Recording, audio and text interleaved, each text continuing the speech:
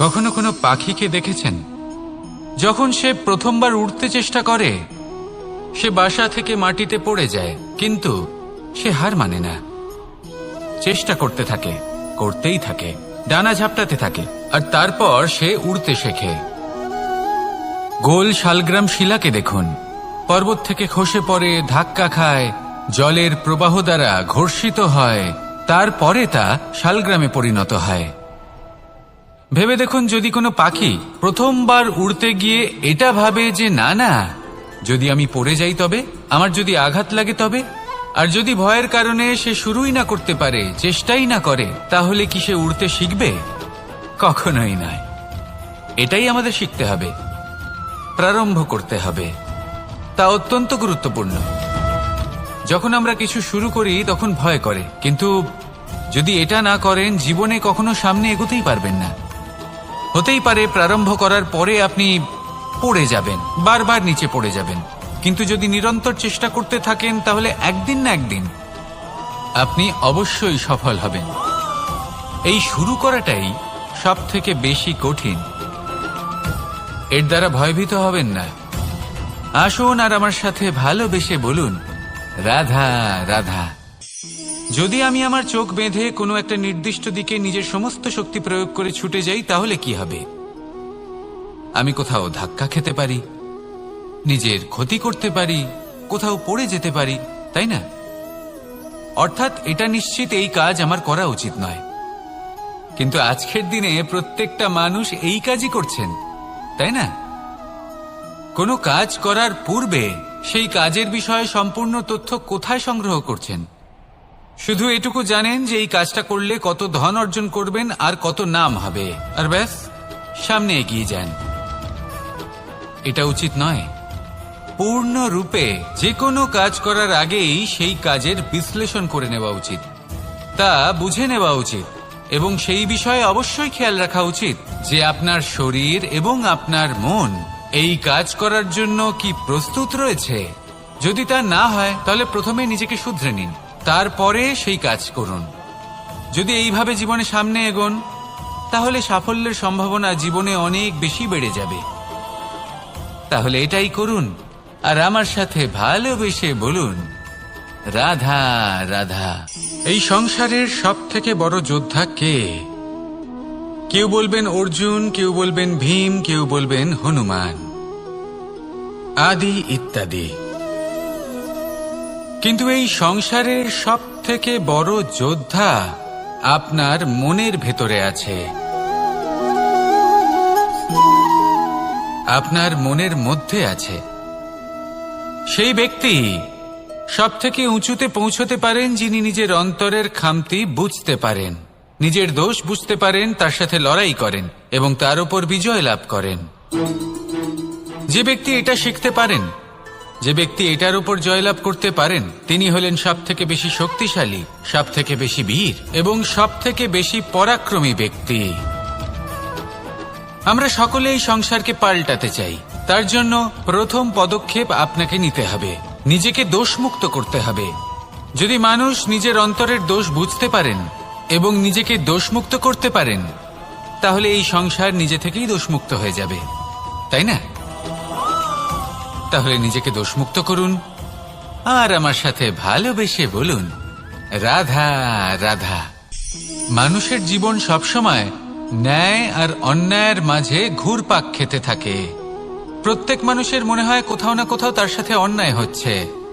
কেউ বলেন যে ভাগ্য আমার সাথে অন্যায় করেছে, কেউ আবার বলেন এই সংসার আমার সাথে অন্যায় করেছে। আর প্রত্যেকেই ন্যায় বিচার চাইতে বৈঠক দাবি করে বসেন। কখনো এই বিচার গৃহে যান, আবার কখনো ওই বিচার গৃহে। যদি সত্যি কথা বলি, এই সংসারের সব থেকে বড় বিচার গৃহ আপনার কাছেই রয়েছে, আপনার মন। আপনার মনই হলো সব থেকে বড় বিচার গৃহ। এ খুব ভালো করেই জানে কি শুদ্ধ আবার কি অশুদ্ধ, এর শুভ অশুভর জ্ঞান রয়েছে, এ সব জানে। দেখতে গেলে প্রত্যেকটা মানুষ যদি নিজের মনের কথা শোনেন, তাহলে তিনি ভালোভাবেই বুঝতে পারবেন তিনি কি উচিত করেছেন আর কি অনুচিত। দিনে একবার রাত্রে নিদ্রায় যাওয়ার পূর্বে নিজের সাথে বসুন, চোখ বন্ধ করুন আর বিচার করুন আজ আপনি কি উচিত করেছেন আর কি অনুচিত। আপনার মন সঠিক বিচার তখনই করে দেবে। আসুন আমার সাথে ভালোবেসে বলুন, রাধা রাধা। আপনি কখনো কোনো পাথরের বুক চিরে বয়ে চলা কোনো নদী দেখেছেন? পাথর নদীর সামনে নত হয়ে যায়, তাকে বাধা দিতে চেষ্টা করে কিন্তু কখনো বাধা দিতে পারে না। এই নদী হলো ততটাই শক্তিশালী, কিন্তু এর আরম্ভ কোথা থেকে হয়? দূরে কোথাও কোনো পর্বতের চূড়াতে এক বিন্দু জল ঝরে পড়ে আর তার সাথে হিম গলিয়ে দেয়। তারপর জলের শক্তি বৃদ্ধি পায়, তারপর অনেক বিপদের সম্মুখীন হয় আর অনেক ধরনের বাধা সে অতিক্রম করে। তার শক্তির এতটাই বৃদ্ধি হয় যে তাকে বাধা দেওয়া একেবারেই অসম্ভব ব্যাপার হয়ে যায়। দেখুন, নদী তো মহান বটেই, কিন্তু তাকে মহান করে তুলেছে কে? সেই সকল বিপদ যার থেকে ও কখনো পালায়নি। সেইভাবেই আমাদেরও বিপদ থেকে পালিয়ে গেলে হবে না, তার সম্মুখীন হতে হবে সাহসের সাথে, পূর্ণ শক্তি প্রয়োগ করে। তবেই আমরা শিখতে পারবো, তবেই আমরা সামনে এগোতে পারবো। যদি আপনি জীবনে কুন্দন হয়ে উঠতে চান তাহলে জ্বলন সহ্য করতেই হবে। আসুন আমার সাথে ভালোবেসে বলুন, রাধা রাধা। এ হলো গোলাপ ফুল, একে আমরা সকলেই চিনি। সমগ্র সংসার ভালোবাসে এই পুষ্পকে। এই ফুল দেখতেও সুন্দর। সবথেকে বেশি গুরুত্বপূর্ণ কথা হলো এর সুগন্ধ, যা দূর দূরান্ত থেকে ব্যক্তিদেরকে আকৃষ্ট করে। এই সুন্দর পুষ্প একটু মন দিয়ে দেখলেই দেখা যায় এর নিচে কাঁটা রয়েছে। এই সংসার বলে, এ প্রকৃতির কেমন রচনা, এত কোমল পুষ্প, এটা কি তীক্ষ্ণ কাঁটা সহ প্রস্ফুটিত হয়? এটাই হলো জীবনের সত্য। আমাদের অন্তরের সদ্গুণ, সেগুলিও এই ফুলের মতোই সুন্দর। সংসার এর সৌন্দর্য দেখতে পায়, এর সুগন্ধ চতুর্দিকে ছড়িয়ে পড়ে। কিন্তু এই সদ্গুণ জাগ্রত করে তোলার জন্য কঠোর পরিশ্রম করতে হয়, প্রতিনিয়ত চেষ্টা করে যেতে হয়। তাই জন্য যদি আপনি জানেন আপনার পথ উচিত কিন্তু তা কাঁটায় পরিপূর্ণ, তাহলে থামবেন না, চলতে থাকুন। একবার যদি অন্তরের সদ্গুণ জাগ্রত হয় তাহলে এই সংসার এর সৌন্দর্য দেখবে আর সুগন্ধে আকর্ষিত হয়ে আপনার কাছে আসবে। এই মন, এই জীবন প্রসন্ন হয়ে বলবে, রাধা রাধা। মোহনের বাঁশির এই সুর, এই সঙ্গীত কার না পছন্দ হয়? সবারই খুব ভালো লাগে। এবার এই সুর আসে কোথা থেকে? কেউ বলবেন কৃষ্ণের হৃদয় থেকে। সত্য কথা, এই সুর হৃদয় থেকে নির্গত হয় এবং প্রকট হয় এই বাঁশি থেকে। এই বাঁশিটাকে দেখুন, এই ছিদ্রগুলি দেখুন, প্রত্যেকটা সুর থেকে নিজস্ব একটা স্বর নির্গত হয়। এবার যে ব্যক্তি এই সমস্ত সুর এবং স্বর বুঝতে পারেন, এতে নিপুণ, তিনি এই বাঁশির দ্বারা যে সুর নির্গত করবেন তা তো মধুর অবশ্যই হবে। এবার জীবনের সাথেও কিছুটা এরকমই ঘটে। জীবনের কিছু নীতি থাকে, অর্থ, কুটুম্ব এবং আধ্যাত্মিক। যদি জীবনের প্রত্যেকটা মুহূর্ত সুখময় হয় এরকম আপনি চান, তাহলে এই তিনটি নীতিতে আপনাকে নিপুণ হতে হবে। কোনো একটি বিশেষ নীতির প্রতি যদি আপনি বেশি ঝুঁকে পড়েন, তাহলে বাকি দুই নীতি থেকে যা সুখ লাভ করা সম্ভব তা পারবেন না। ধন অর্জন করতে হবে পরিবারের জন্য, পরিবারের সুখ মনের শান্তির জন্য, মনে শান্তির প্রয়োজন মনের শুদ্ধতার জন্য। যখন এই মন শুদ্ধ হবে, জীবন শুদ্ধ হবে, পবিত্র হবে, সুন্দর হবে এবং ভালোবেসে বলবে, রাধা রাধা। জল, এ হলো জীবনের আধার, পঞ্চতত্ত্বের মধ্যে একটি আর অত্যন্ত বিশেষ। এর থেকে অনেক বড় শিক্ষা পাওয়া যায়। এই জল, গন্তব্যের বিষয়ে এর স্পষ্ট ধারণা আছে। ও জানে ওর লক্ষ্য কি, আর প্রয়াস করে ততদূর সে পৌঁছেও যায়। এটি পর্বত থেকে বয়ে নিচে নেমে আসে, নদীর সাথে সমাহিত হয়ে তার সাথে বয়ে চলে, চিরসবুজ বনানী গড়ে তোলে, প্রাণীদের তৃষ্ণা নিবারণ করে, সামনে এগিয়ে চলে, মানুষের সাথে মিলিত হয়। যারা একে বাঁধের মধ্যে বেঁধে রাখতে চেষ্টা করে সে বন্দি দশাতেও থেকে যায়, মানুষের কল্যাণ করে। তারপর বাঁধ থেকে মুক্তি পেয়ে এগিয়ে চলে, কোথাও ধাক্কা খায়, কোথাও বাধা পড়ে, কোথাও যদি পথ খুঁজে না পায় তাহলে পথ খুঁজেই নেয়, আর যেখানে পথ থাকে না সেখানে পথ বানিয়ে নেয়, আর শেষ পর্যন্ত নিজের লক্ষ্যে পৌঁছেই যায়, অর্থাৎ সমুদ্রে গিয়ে সমাহিত হয়ে যায়। আমাদেরও কিছুটা এরকমই হয়ে উঠতে হবে। যেখানেই যাবেন সকলের কল্যাণ করুন, সামনে এগোন। আপনি কোথাও পড়ে গেলে, ধাক্কা খেলে আঘাত লাগবেই, উত্থান পতন লেগেই থাকে। সামনে এগোতে থাকুন। কোথাও পথ না পেলে তা খুঁজে নিন, কোথাও পথ না থাকলে তা বানিয়ে নিন। নিজের গন্তব্যের কথা সব সময় মনে রাখুন। শেষ পর্যন্ত নিজের মোক্ষ লাভ আপনি অবশ্যই করবেন। আর আমার সাথে ভালোবেসে বলুন, রাধা রাধা। জীবনের প্রত্যেক মুহূর্ত আমাদের কিছু না কিছু শিক্ষা দেয়, নির্ভর করছে আমাদের দৃষ্টিভঙ্গির উপর। যেমন নদী হলো আমার অত্যন্ত প্রিয়, নদীতে ভ্রমণ করতে আমার খুব ভালো লাগে। কি বলেন? নদীতে সবসময় নতুন কিছু থাকে, ও পুরনো কিছুই নিয়ে বসে থাকে না, সব সময় প্রবাহমান, কখনো থামে না। ততক্ষণ থামে না যতক্ষণ না সাগরে গিয়ে সমাহিত হচ্ছে। ঠিক এইভাবেই আমাদেরও উচিত নিজের জীবন অতিবাহিত করা, নদীর মতো। প্রত্যেক মুহূর্ত নতুন, তাই সেইভাবেই জীবন যাপন করুন। পুরনো কিছুই একত্রিত করে রাখবেন না, বিগত স্মৃতির মাঝে নিজেকে হারিয়ে ফেলবেন না। এই যে বর্তমান, এই যে মুহূর্ত, সেটাই হলো সর্বশ্রেষ্ঠ। এর মাঝেই জীবন যাপন করুন, নদীর মতো প্রবাহমান হতে শিখুন। আপনি শিখে গেলে তাহলে মনে রাখবেন, আমার আপনার মাঝে বিচরণ করতে বড়ই ভালো লাগবে। যে ব্যক্তি আনন্দের সাথে জীবনের প্রত্যেকটা মুহূর্ত অতিবাহিত করে কোনো চিন্তা ছাড়াই, প্রবাহমান হয়, কখনোই থামে না, যতক্ষণ না মুক্তি লাভ করছেন, এমন ব্যক্তির মধ্যেই রাধাকৃষ্ণ বসবাস করেন।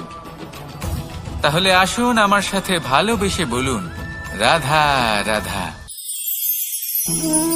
সূর্যের প্রকাশ, অন্ধকারকে দূর করে দেওয়া সেই মহানায়ক। এই সূর্যের প্রকাশ যখন পৃথিবীতে এসে পৌঁছয় কি হয়?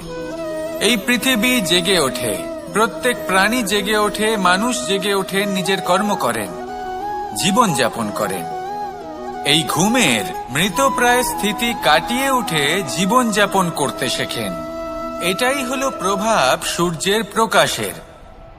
এবার এই প্রকাশ যে সূর্যের থেকে পাই, তিনি কি করেন? তিনি নিজেকে জ্বালান আমাদের জীবন প্রদান করার জন্য।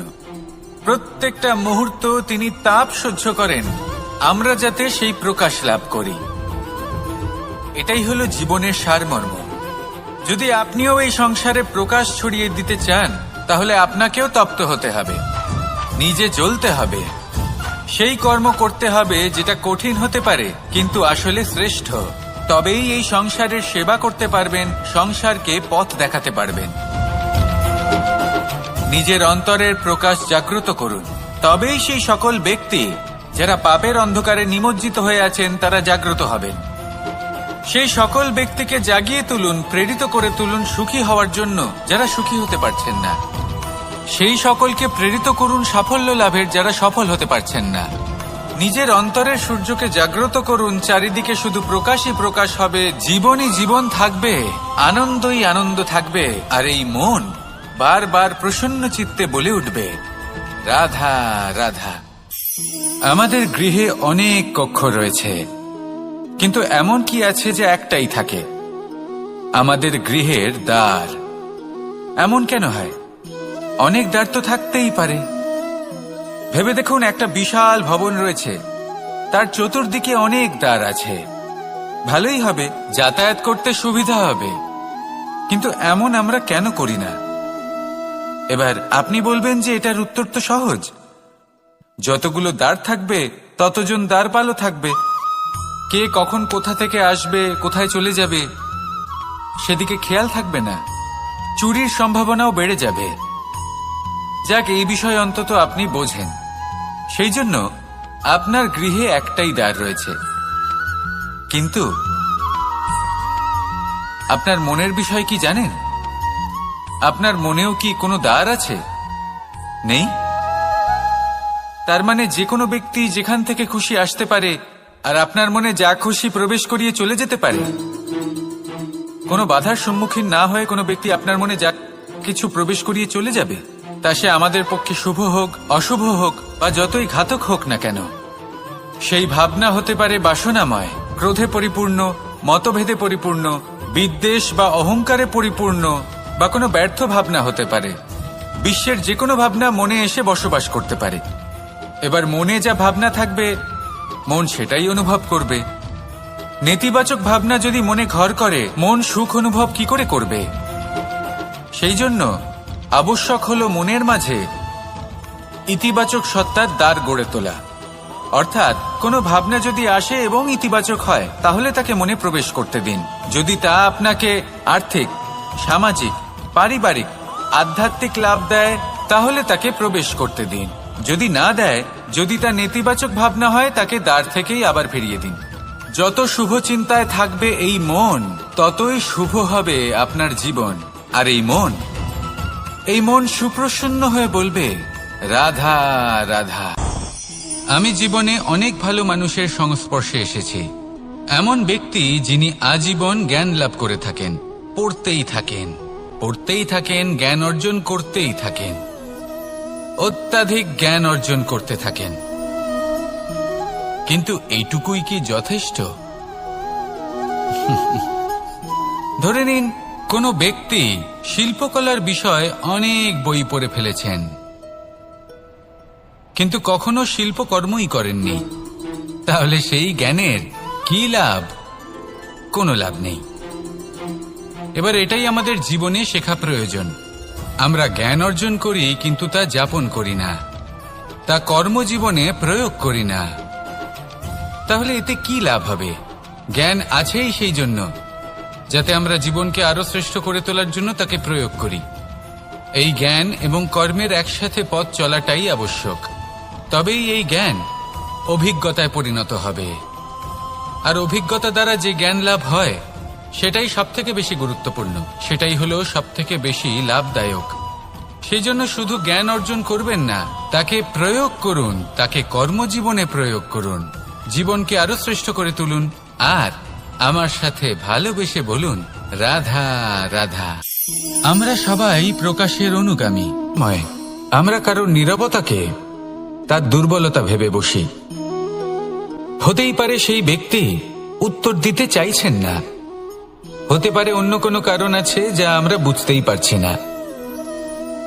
সেই জন্য তাকে দুর্বল ভেবে নেওয়া অনুচিত। দেখতে গেলে এই বিশাল সমুদ্র এও কিন্তু নীরব, শান্ত হয়। কিন্তু যখন সে রুদ্র মূর্তি ধারণ করে, তখন কি হয়? সমগ্র সংসারকে বিনাশের পথে নিয়ে যায় এই সমুদ্র, প্রলয় সৃষ্টি করে। সেই জন্য কারোর সহ্য শক্তিকে দুর্বলতা বলে মনে করবেন না। কারণ যদি এই নীরবতা নিজেকে ভেঙে বেরিয়ে আসে, তাহলে তা বিনাশের সমস্ত সীমা পার করে যেতে পারে। তাই এই নীরবতাকে সবসময় বুঝুন, সবসময় একে সম্মান করতে শিখুন। আর আমার সাথে ভালোবেসে বলুন, রাধা রাধা। জীবনে যখনই কোনো কঠিন কাজ আমাদের সামনে আসে, তখন আমরা কারোর না কারোর থেকে সাহায্য চাই, যেটা উচিত। কিন্তু যদি যে কোনো ছোটখাটো বিষয়ে আমরা সাহায্য চাইতে শুরু করি, তাহলে কি হবে? তাহলে আমরা নিজেদের সামর্থ্য, নিজেদের যোগ্যতাকে কখনো বাড়তেই দেব না, না আমাদের শক্তি কখনো বাড়বে।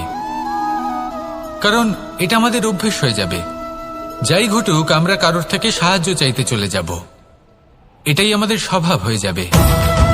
সেই জন্য আমাদের যেটা করা উচিত সেটা হলো যতক্ষণ না আর কোনো উপায় থাকছে ততক্ষণ আপনি কারোর থেকে সাহায্য চাইতে যাবেন না।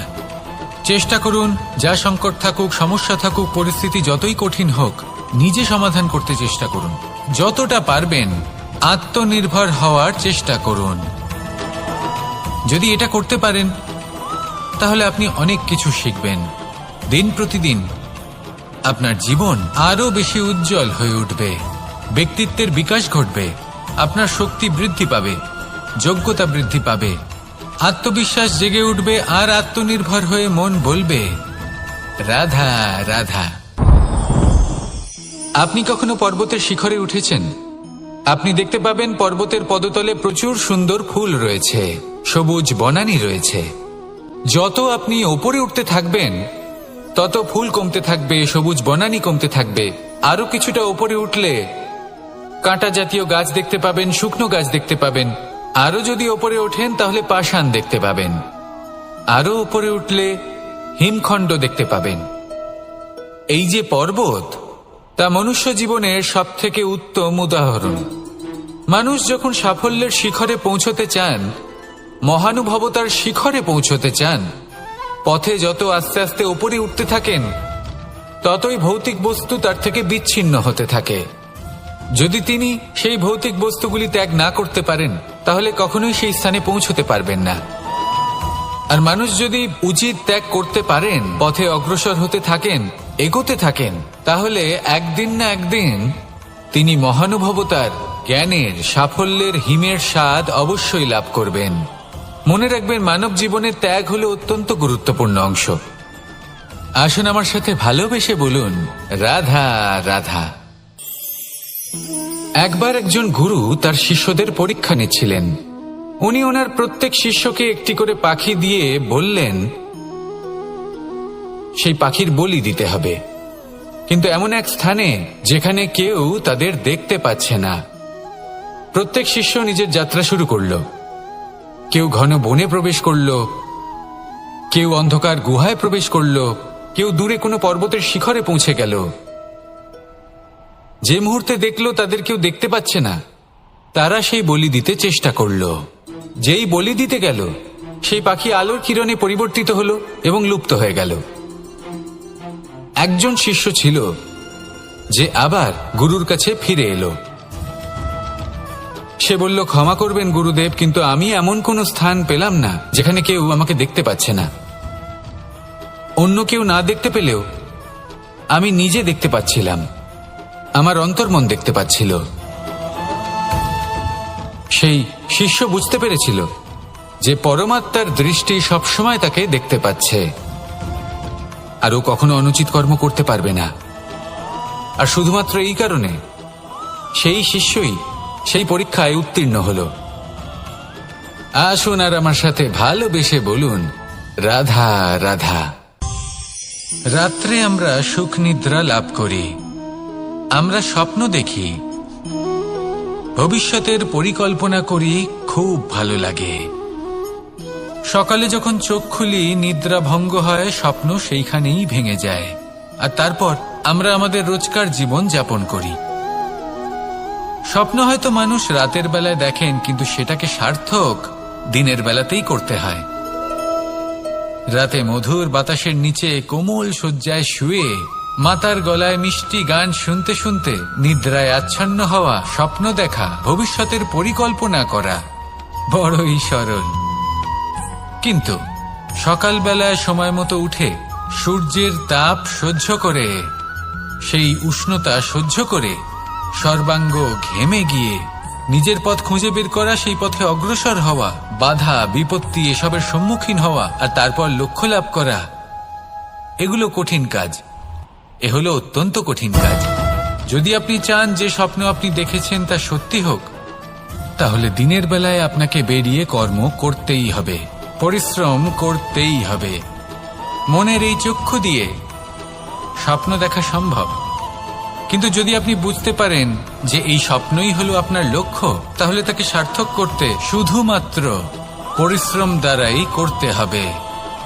তাহলে পরিশ্রম করুন আর আমার সাথে ভালোবেসে বলুন, রাধা রাধা। যত শক্তিশালী এই মন, তত শক্তিশালী এই শরীরও। এই যে আমাদের শরীর, এটা আসলে কি? এ হলো একটা রথের মতো। আর একটা রথ ততক্ষণ চলতে পারবে না যতক্ষণ না তাকে কোনো সারথি চালাবে। এই মন হলো শরীরের সারথি। এবার ভাবুন, যদি এই সারথি শক্তিহীন হয়, দুর্বল হয়, তাহলে এই রথের কি হবে? এটা উচিত পথে চলতে পারবে না, উচিত গতিতে চলতে পারবে না, মন মতো স্থানে এটা পৌঁছতেও পারবে না। সেই জন্য মনের শক্তি অত্যন্ত প্রয়োজনীয়। এবার মনের শক্তি আমরা কোথা থেকে লাভ করি? দৃঢ়তার শক্তি থেকে। এবার এই শক্তি আমরা কিভাবে বাড়াতে পারি? আমরা প্রতিদিন কিছু নতুন স্থির করি, কিছু ছোট কিছু বড়। আর যেই আমরা নতুন কিছু পূর্ণ করি, আমাদের মনের শক্তি বেড়ে যায়। আর যদি পূর্ণ না করতে পারি, মনের শক্তি কমে যায়। একটা দেওয়ালের মতো ছোট ছোট ছোট ছোট শিলা আমরা একটার পর একটা স্থাপন করে একটা দেওয়াল তৈরি করি। এতগুলো পাথর যখন একত্রিত হয়ে যায়, তখন এমন এক দেওয়াল তৈরি হয় যাকে ভাঙা প্রায় অসম্ভব হয়ে দাঁড়ায়। সেরকমই হয় মন এবং দৃঢ়তা। ছোট ছোট কাজ করে নিজের লক্ষ্য পূর্ণ করুন। এই লক্ষ্য যদি পূর্ণ হয়, তবে মনের শক্তি বাড়বে। কিছুটা এইভাবে যে যত বড়ই বিপদ আসুক না কেন, সেই বিপদ নিজে হার মেনে নেবে, কিন্তু আপনার মন ততটাই শক্তিশালী থাকবে। তাই মনের শক্তি বাড়াতে থাকুন, যাতে আপনি উচিত পথে চলতে পারেন, উচিত গতিতে চলেন আর মনোবাঞ্ছিত স্থানে পৌঁছতে পারেন। তবেই এই মন প্রসন্ন হয়ে বলবে, রাধা রাধা। আজ আমরা দুই ধরনের ব্যক্তির বিষয়ে কথা বলবো। প্রথম জন হলেন যে প্রয়োজনের থেকে অনেক বেশি পরিমাণ ধন উপার্জন করে থাকেন। তার কাছে ততটা ধন থাকে যতটা তার প্রয়োজনও নেই। তারপরেও আরো ধন উপার্জন করতে চেষ্টা করতে থাকেন। সকল সম্ভব চেষ্টা করেন, সকল সম্ভব কর্ম করেন, তা সে উচিত কর্ম হোক বা অনুচিত, তাতে তাদের কিছুই যায় আসে না।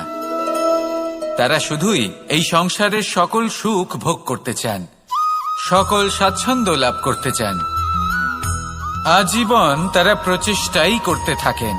এবার এই করতে গিয়ে তারা ভারাক্রান্ত হয়ে সমস্যার সম্মুখীন হন। এনাদের সমগ্র জীবন এই চেষ্টাতেই চলে যায়, জীবন যাপন করার বদলে।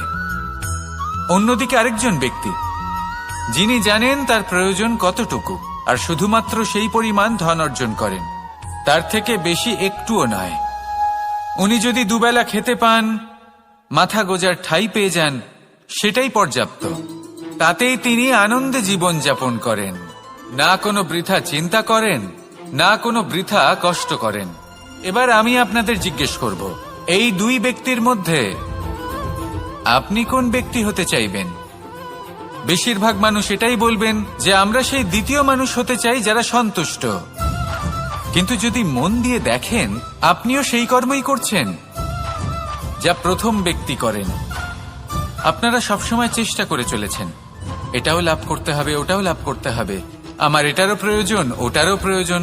আপনি অনেক কিছু লাভ করেছেন, কিন্তু প্রশ্ন এটাই যে আপনার কি সেই সবকিছুর প্রয়োজন রয়েছে?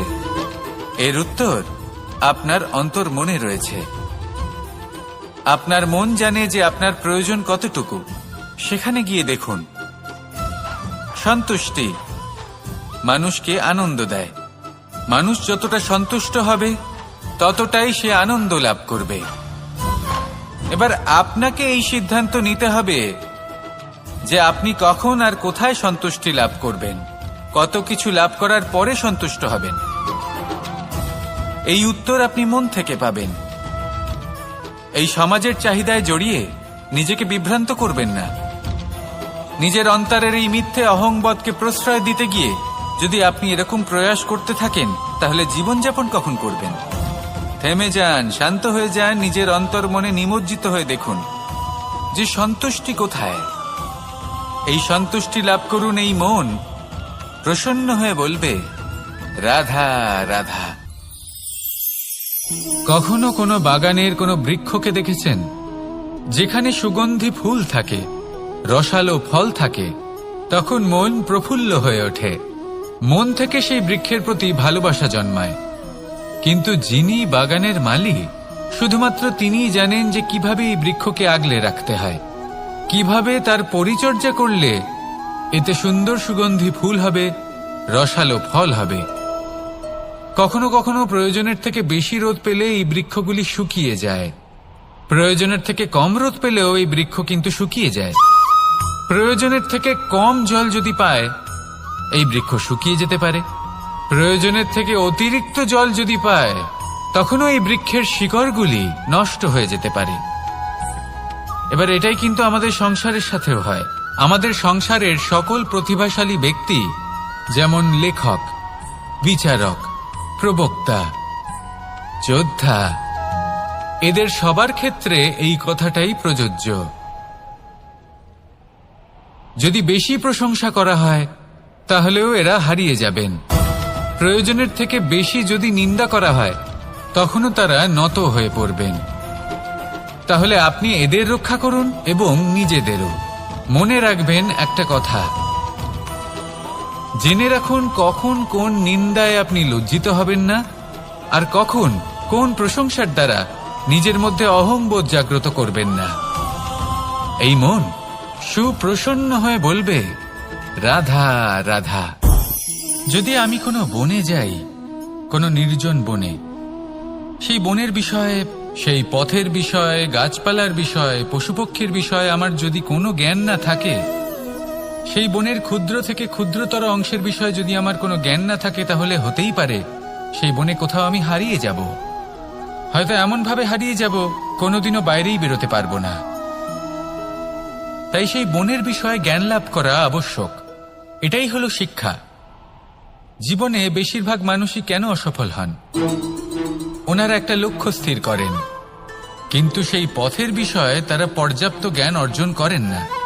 সেই পথে কি বিপদ আসতে পারে প্রত্যেকটা পৃষ্ঠার জ্ঞান তাদের নেই, আর সেই জন্যই তারা অসফল হন। আপনি জীবনে যখনই কোনো লক্ষ্য স্থির করবেন, কোনো লক্ষ্য সাধন করবেন, পরিকল্পনার সাথে সেই পথে অগ্রসর হন। সেই পথকে বোঝার চেষ্টা করুন, সেই পথের বিপদ সম্পর্কে জ্ঞান লাভ করুন, সবকিছু জানার চেষ্টা করুন, অজানা তথ্য আহরণ করুন, আর তারপর সেই লক্ষ্যের প্রতি নিজেকে সমর্পিত করুন। তবেই আপনি সাফল্য লাভ করবেন। আর এই মন প্রসন্ন হয়ে বলবে, রাধা রাধা। আপনি নিশ্চয়ই কখনো অনুভব করেছেন, যদি কোনো নির্মল ব্যক্তির কাছে গিয়ে বসেন, তাহলে মনে নির্মল অনুভূতি হয়, এই মন শান্ত হয়ে যায়। সেইখানেই কোনো দুশ্চরিত্র মানুষের কাছে গিয়ে বসলে এই মন বিচলিত হয়ে যায়। কারণটা কি? কারণ যে ব্যক্তি নির্মল মনের, তিনি সবার মধ্যে নির্মলতা ছড়িয়ে দেন। আমাদের অন্তরে যা থাকে আমরা সেটাই সবার মধ্যে বিতরণ করি। যদি আপনি এই সংসারে শুভ বোধ ছড়িয়ে দিতে চান, তাহলে প্রথমে শুভ গ্রহণ করুন, তা অর্জন করুন। এই সংসারে জ্ঞানের শক্তি লাভ করুন, আর সেই জ্ঞানের শক্তি সংসারে বিতরণ করুন। শান্তি এবং সন্তোষ প্রদান করুন। কারণ যেমন বীজ এই সংসারে বপন করবেন, তেমনই ফল আপনি লাভ করবেন। যেমন দেবেন তেমন ফিরেও পাবেন। এই সংসারে জ্ঞান প্রদান করুন, শান্তি প্রদান করুন, সন্তুষ্টি প্রদান করুন। এই সংসারে ভালোবাসা বিতরণ করুন, আর এই প্রেম ভাব নিয়েই বলুন, রাধা রাধা। এই সংসারে সবথেকে বেশি মূল্যবান কি হতে পারে? সময়। সমগ্র পৃথিবীর সমগ্র সম্পত্তি ব্যবহার করেও সময়ের একটা মুহূর্ত লাভ করা যায় না, এতটাই বেশি মূল্যবান। আর এই সময়কেই আপনি হেলায় নষ্ট করতে থাকেন, এর সদ্ব্যবহার করেন না, নিজের স্বপ্ন পূরণ করেন না। আর যখন এই সময় পার হয়ে যায়, তখন মনে হয় আর তো সময় অবশিষ্ট নেই। এটা হলো অনুচিত। তাই এই সময়ের সদ্ব্যবহার করুন, শ্রেষ্ঠ কর্ম করুন, সেই সকল কর্ম করুন যা আপনি করতে চান, সেই সকল স্বপ্ন পূরণ করুন। এই সময় ব্যর্থ হতে দেবেন না। এই সময় কারোর জন্য থেমে থাকে না।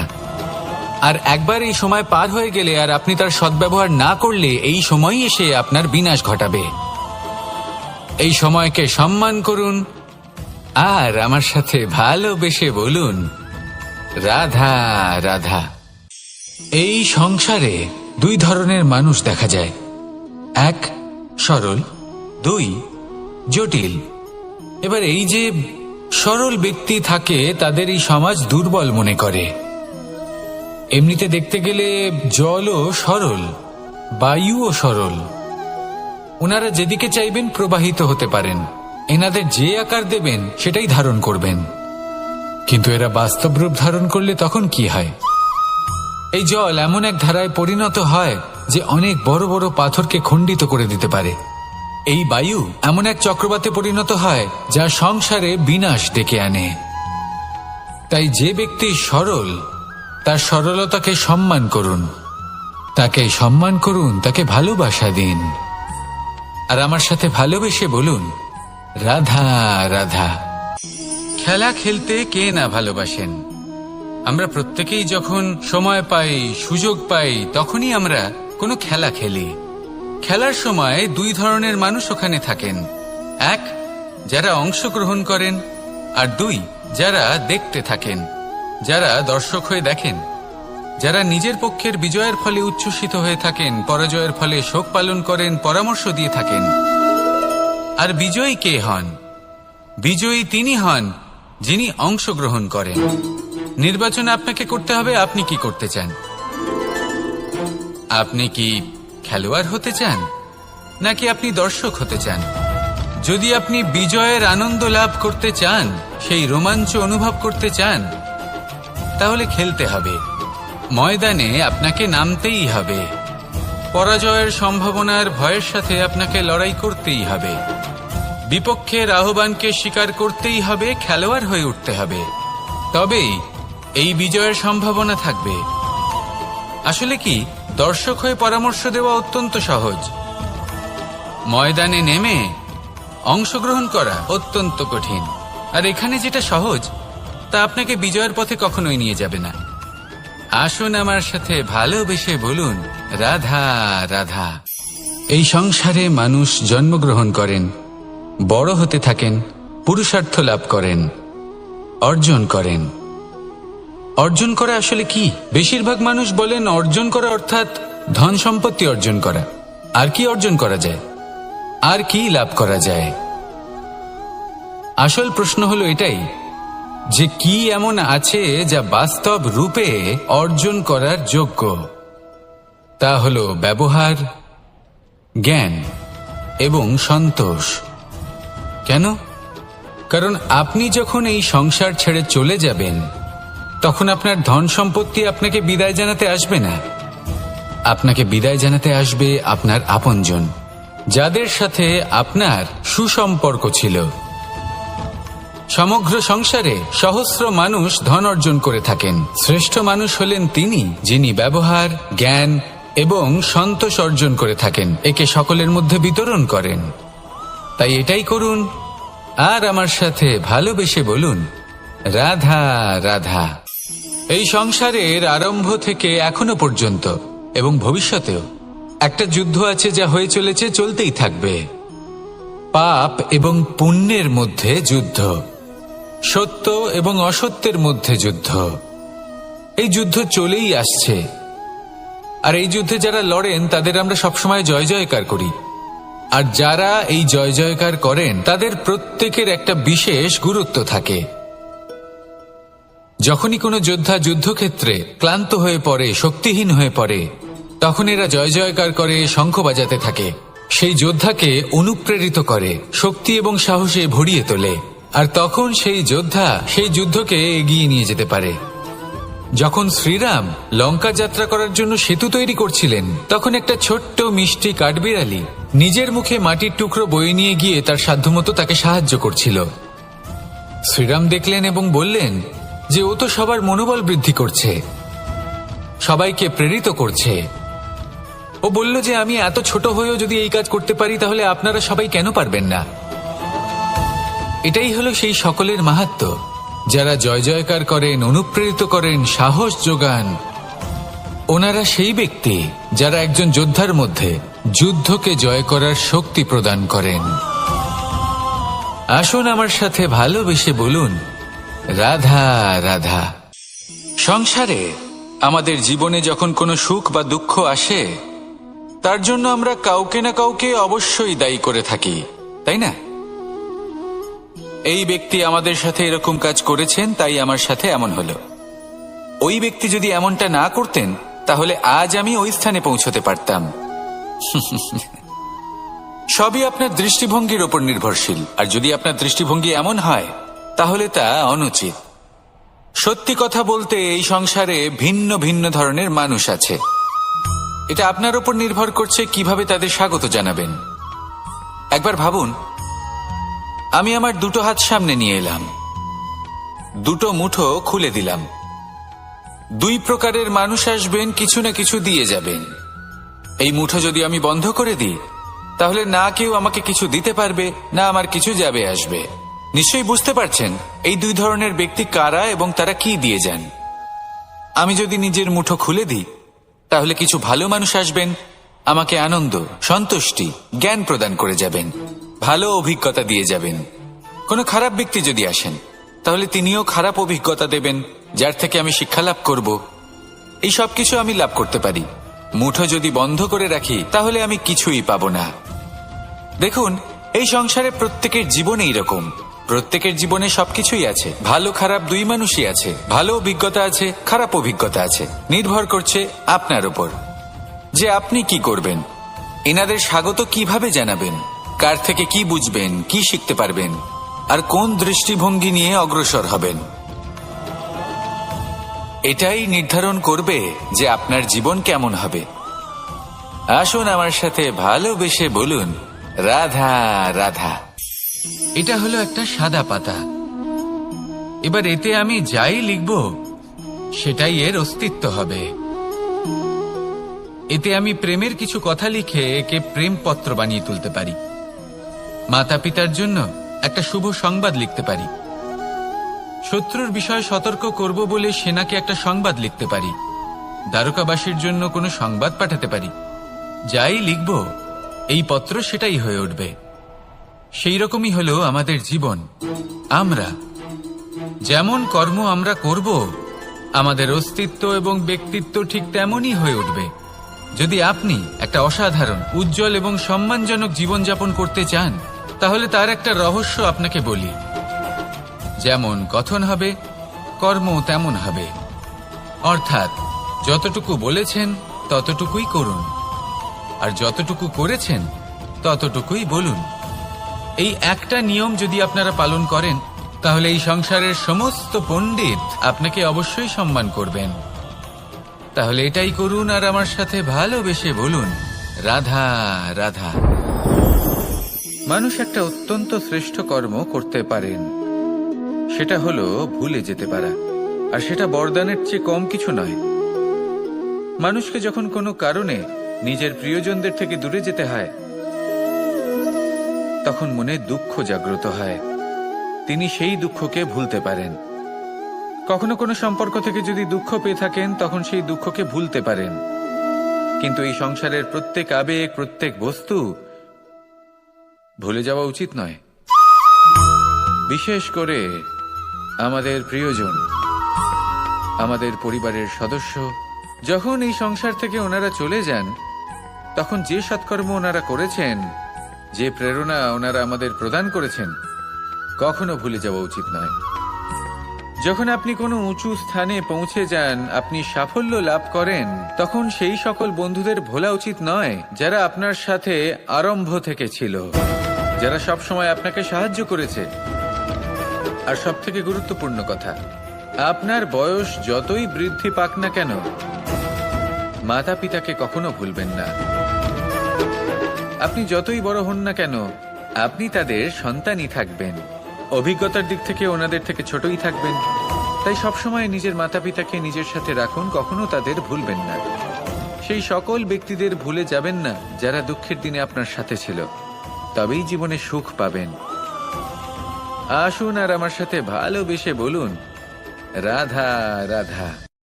এই সংসারে সব থেকে বড় ব্যক্তি কে? আপনি বলবেন, এ কেমন ধরনের প্রশ্ন? কিন্তু এটা হলো সব থেকে উচিত প্রশ্ন। কেউ এর উত্তর দেবে যে সেই মহাপ্রতাপী রাজা তিনি হলেন সব থেকে বড় ব্যক্তি, সেই বড় রাজনীতিবিদ তিনিই সব থেকে বড় ব্যক্তি। আমি আপনাকে জানাই যে সংসারের সব থেকে বড় ব্যক্তি হলেন তিনি, যার সাথে দেখা করলে আপনি নিজেকে ছোট মনে করবেন না। কোনো ব্যক্তি যিনি সব থেকে বেশি শক্তিশালী, আপনি যদি তার সামনে যান তাহলে উনি আপনার অন্তরের শক্তিকে বাইরে বের করে আনবে, আপনার অন্তরে লুকিয়ে থাকা শক্তিকে জাগ্রত করতে প্রেরণা প্রদান করবে। তিনি হলেন বড় ব্যক্তি, তিনি হলেন মহান ব্যক্তি। তিনি নন যিনি নিজের বল এবং ঐশ্বর্য দ্বারা আপনাকে তার সামনে ছোট প্রমাণ করবেন। এবং সেই জন্য মহাদেব আমার আরাধ্য হলেন আমার খুব প্রিয়। কারণ রাজা হোক বা ফকির, কেউ যদি ওনার সামনে যান তাহলে সে নিজেকে ছোট মনে করেন না। আপনিও যদি জীবনে অনেক বড় হতে চান তাহলে কাউকে কখনো নিজেকে ছোট মনে করতে দেবেন না। তার অন্তরে বড় হয়ে ওঠার প্রেরণা প্রদান করুন। আসুন আমার সাথে ভালোবেসে বলুন, রাধা রাধা। এই সংসারের একটা নিয়ম আছে, বা বলতে পারেন লোকে তাই বলে, যে শক্তিশালী হয় সে শক্তিহীনকে নত করে দেয়। এমনটাই হয়, তাই না?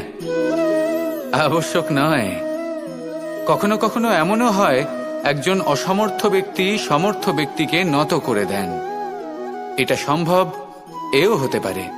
আর এটা তখন হতে পারে যখন তার মধ্যে ভালোবাসার শক্তি থাকে। ভালোবাসার শক্তি এই সংসারে সব থেকে বড় শক্তি হয়। এই ভালোবাসার শক্তি দ্বারাই নির্ধন সুদামা আমাকে দিয়ে নিজের পা ধুইয়ে নিল, কিছু না বলেই, কিছু না চেয়েই। এই কর্মের আধার ছিল শুধুমাত্র ভালোবাসা।